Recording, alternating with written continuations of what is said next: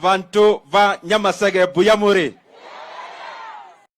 buyamuri naende nyasaye no muya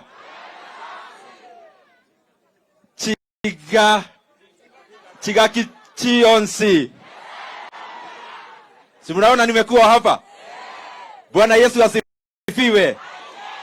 Mimi Rais, nimeshukuru sana kwa kunitembeza hapa Kisii County, na sana sana haswa tukikuja maneno ya maendeleo.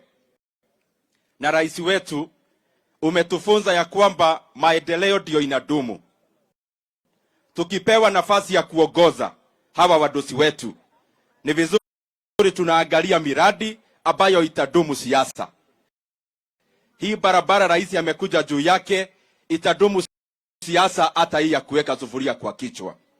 Ile maji yanaweka maneno ya elimu, hiyo ndio maana maneno iko na maana kwa Wakenya. Na rais, wacha nikupongeze. Jana umetoa amri, and I want all the Kenyan parents to listen. The president yesterday ordered that all the students who have been admitted to various universities na ambao sana sana hawajashika laini ya hii mfumo, rais amesema kwanza waripoti shule, serikali itafuatanisha na pesa baadaye. So kabla serikali ilainisha hii maneno ya funding ya universities, rais amesema those ambao wanafaa kuriport in September na wale wengine wanariport kabla maswali yulizanwe, wanafunzi waende shule, alafu pesa ya serikali ndio itafuata, ile ya help na ile ya sponsorship. Na rais, tunashukuru sana kwa sababu umepunguza bei ya masomo ya universities.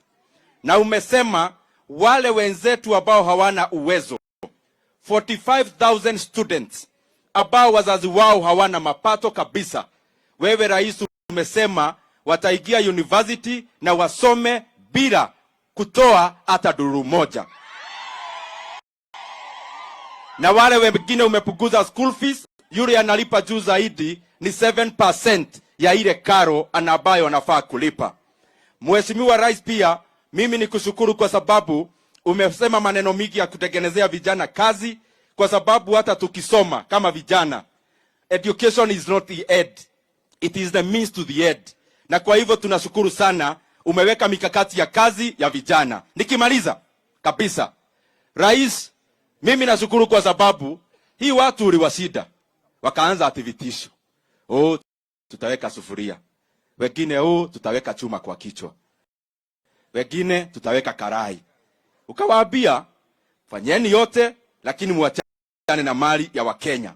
Mimi nashukuru kwa sababu maandamano imekwisha. Na nitangaza nikiwa hapa Kisii, hakuna serikali ya mkate nusu. Na hakuna hata rais moja, kwa sababu kuna uchaguzi miaka 5 ikikwisha na Wakenya wataongea tena. Asanteni sana na Mungu awabariki.